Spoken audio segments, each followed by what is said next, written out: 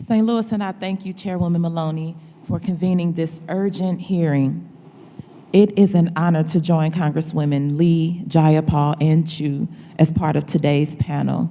And I also want to thank my sister, Congresswoman Presley, for her leadership in this hearing, and to my sisters in service for being here with me today, and my brother.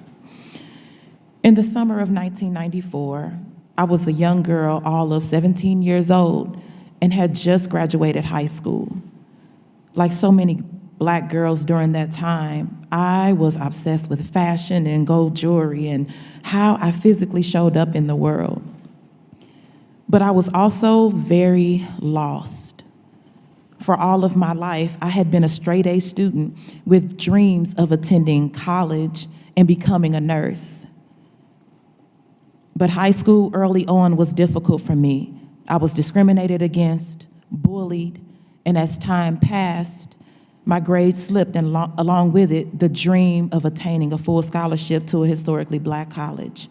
That summer, I was just happy that I passed my classes and that I finished high school. Shortly after graduating, I went on a church trip to Jackson, Mississippi. I had many friends on that trip, and while there, I met a boy, a friend of a friend. He was a little older than I was, about maybe 20 years old. That first day we met, we flirted, we talked on the phone. While on the phone, he asked me, could he come over to my room? I was bunking with a friend and hanging out and said he could stop by. But he didn't show up for a few hours, and by the time he did, it was so late that my friend and I had gone to bed. I answered the door and quietly told him he could come in, imagining that we would talk and laugh like we had done over the phone. But the next thing I knew, he was on top of me, messing with my clothes and not saying anything at all. What is happening? I thought. I didn't know what to do. I was frozen in shock, just laying there as his weight pressed down upon me. When he was done, he got up, he pulled up his pants, and without a word, he left. That was it. I was confused, I was embarrassed, I was ashamed. I asked myself, was it something that I had done? The next morning, I wanted to talk to him. I just wanted to say something to him, but he refused to talk to me. By the time that trip ended, we still hadn't spoken at all. About a month after the trip, I turned 18. A few weeks later, I realized I had missed my period. I reached out to a friend and asked the guy from the church trip to contact me. I waited for him to reach out, but he never did. I never heard from him. I was 18, I was broke, and I felt so alone. I blamed myself for what had happened to me. But I knew I had options.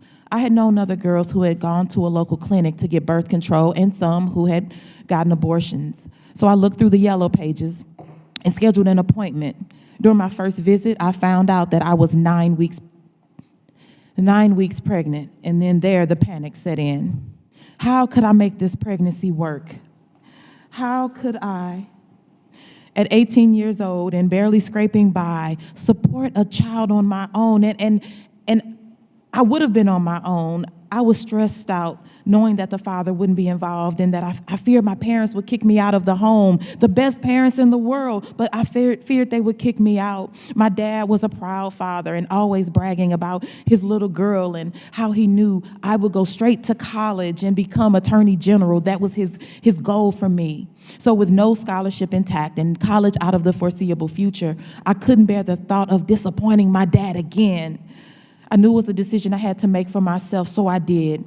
My abortion happened on a Saturday. There were a few other people in the waiting room, including one other young Black girl. I overheard the clinic staff talking about her, saying she had ruined her life, and that's what they do, they being Black girls like us. Before the procedure, I remember going in for counseling and being told that if I moved forward with this pregnancy, my baby would be jacked up because the fetus was already malnourished and underweight. Being told that if I had this baby, I would wind up on food stamps and welfare. I was being talked to like trash, and it worsened my shame. Afterwards, while in the changing area, I heard some girls, all white, talking about how they were told how bright their futures were, how loved their babies would be if they adopted, and that their options and their opportunities were limitless. In that moment, listening to those girls, I felt anguish. I felt like I had failed. I went home, my body ached, and I had this heavy bleeding. I felt so sick. I felt dizzy, nauseous. I felt like something was missing. I felt alone, but I also felt so resolved in my decision. Choosing to have an abortion was the hardest decision I had ever made. But at 18 years old, I knew it was the right decision for me. It was freeing, knowing I had options. Even still, it took long for me to feel like me again until most recently when I decided to give this speech. So to all the black women and girls who have had abortions and will have abortions, we have nothing to be ashamed of. We live in a society that has failed to legislate love and justice for us. So we deserve better. We demand better. We are worthy of better. So that's why I'm here to tell my story. So today I sit before you as that nurse, as that pastor, as that activist, that survivor, that single mom, that congresswoman, to testify that in the summer of 1994, I was raped, I became pregnant, and I chose to have an abortion. I yield.